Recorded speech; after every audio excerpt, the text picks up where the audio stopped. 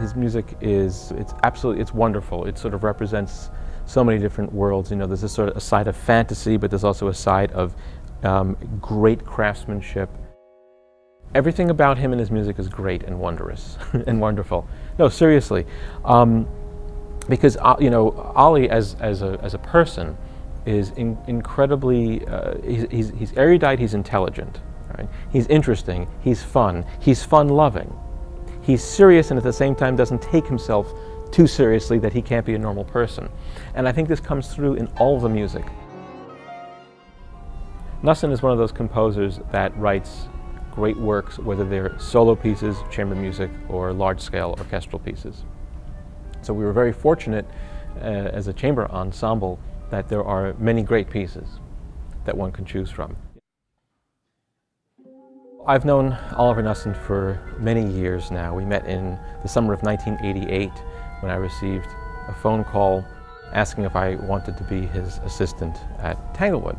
And so the following summer, 1989, I was brought on board at Tanglewood as one of the conductors for the Festival of Contemporary Music and as his assistant. And so Oli became not only a very, sort of a very special friend to me, but an important figure as a mentor and as a, sort of conductor, composer, role model.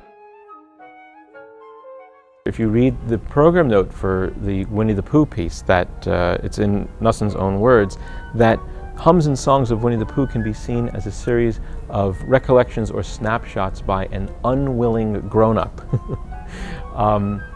And he does that very well. He really captures this kind of, the innocence, or at least the remembered innocence of childhood in pieces which are, as I said before, there's an element of fantasy, but they're inventive and they're clever and they're colorful and they're infectious. The Requiem, Songs for Sue, is an extremely personal piece for Oli, but I think also for anyone that listens to it, whether you knew Sue Knussen or not. I knew her a little bit, and it's unbelievably moving. When you read the text, the various texts, and actually, whenever I've heard Oli conduct it a number of times, I've conducted it, and I can't help but wonder how did he compose this? Because it's unbelievably, it's personal, but it's openly personal, And one would think that if you're writing a requiem for a very dear loved one, and it's a requiem, so it's going to be performed for the public, you might want to be a little more detached, and this piece is not. It opens up with a text that even says, "Dear Sue, is it true?" Is it true, dear Sue? Is it true, Sue? There's something about it, I think you feel the various stages of grieving as well, because there's a bit of rage in there, and there's a bit of melancholy, there's a lot of melancholy, and there are personal moments, and it's an extraordinary work in that it covers such a wide range of these emotions, and it's for not a very large ensemble, and it's not very long. Yet you really feel like you've been through a lot when you reach the end of the piece. I think it's a masterpiece in many, many ways.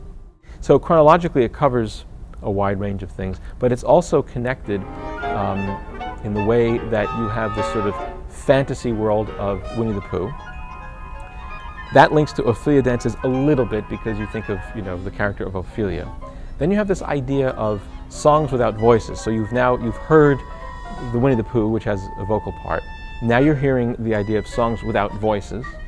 And those pieces are actually based on poetry of Walt Whitman, only there's no vocal part. The text never appears.